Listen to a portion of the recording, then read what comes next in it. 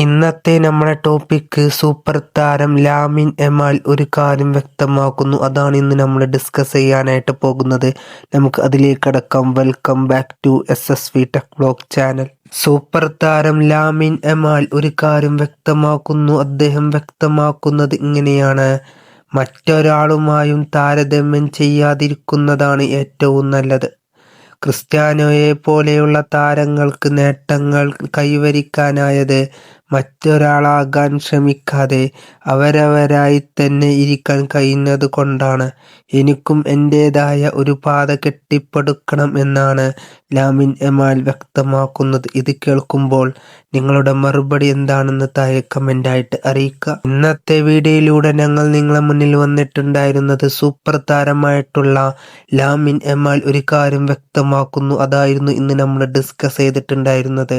ഈ അവസരത്തിൽ ആ ഒരു കാര്യം പറയാനായിട്ട് ആഗ്രഹിക്കുകയാണ്.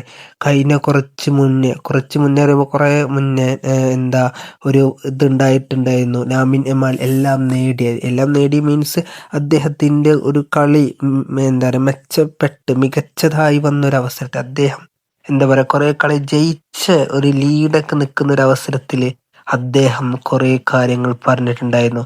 ഒരു എക്സാമ്പിൾ പറയുകയാണെങ്കിൽ, സ്പെയിനും പോർച്ചുഗലും ഒരു മത്സരം ഉണ്ടായപ്പോൾ ആ മത്സരത്തിൻ്റെ മുന്നേ അദ്ദേഹം കുറേ കാര്യങ്ങൾ പറഞ്ഞിട്ടുണ്ടായിരുന്നു. ഞങ്ങൾക്കത് സിമ്പിൾ മത്സരമായിരിക്കും, അങ്ങനെ കുറേ ഒരു താരത്തിന് അത് പറയാനുള്ള അംഗീകാരവും കാര്യങ്ങളൊക്കെ ഉണ്ട്. പക്ഷേ ഒരു എതിർ ടീമിലെ പ്ലെയേഴ്സിനെ കുറിച്ച് മോശമായി പറയുകയും അവരൊന്നും ഇല്ലാത്തൊരു അവസ്ഥയൊക്കെ ആക്കുമ്പോൾ പ്രത്യേകിച്ച് അത് അവർക്ക് ആക്കുന്നൊരു സംഭവം കൂടുതൽ പറയുന്നില്ല. എന്നിരുന്നാലും നിങ്ങൾക്കത് മനസ്സിലായിട്ടുണ്ട്. ഞാൻ ഇതിവിടെ പറയാനുള്ള കാരണം ഞാൻ പറയുന്നത് എന്താണെന്ന് വെച്ചാൽ, ലാമിൻ യമാൽ ഇപ്പോൾ ഈ വ്യക്തമാക്കിയ കാര്യങ്ങളിലൊക്കെ നമുക്കറിയുന്നതാണ്.